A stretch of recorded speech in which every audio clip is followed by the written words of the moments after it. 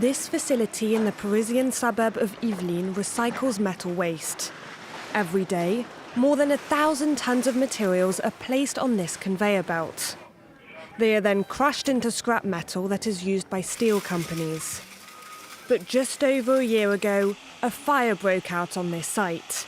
67 firefighters were called in to bring it under control.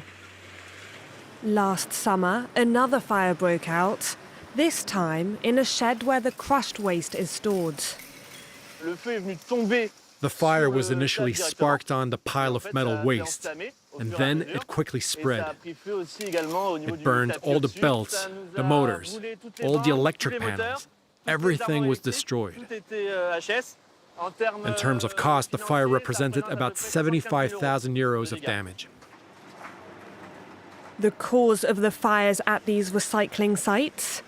Lithium-ion batteries that power many of our electronic devices. When crushed, they can easily catch fire, as this scientific experiment shows. But how do lithium batteries end up in recycling sites in the first place? We went to a waste disposal centre a few kilometres away to find out. Monsieur, bonjour. Vous venez de quelle commune, s'il vous plaît? Qu'est-ce que vous ramenez? Une colonne pour la salle de bain. Visitors are expected to sort through their waste. In this particular room, we store all the small appliances. We combine everything that's electronic and electrical. Lithium-ion batteries are everywhere. In just a few minutes, we found them in a hoover, a computer, an old telephone, a remote control, an epilator, and an electronic cigarette. When the batteries aren't disposed of properly at the end of their useful life, that's when they become dangerous. But by that point, it's often too late for staff to intervene. You cannot take it out by hand. It's forbidden. If we can remove it, we do. But if not, we leave it. And that's how the tiny and unpredictable firebombs end up in recycling centres. Here, as you can see, we have a 25-ton load that has just arrived.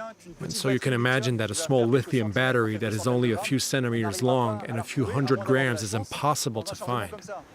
On this site, a fire is reported every week.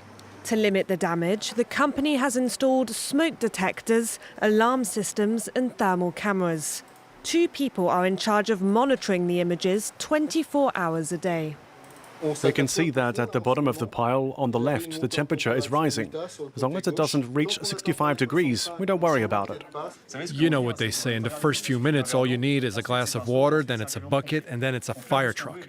So what we want is to detect the fire as soon as it starts so we can intervene and control it immediately. Insurance companies now refuse to cover recycling sites because of the amount of fires that take place on them.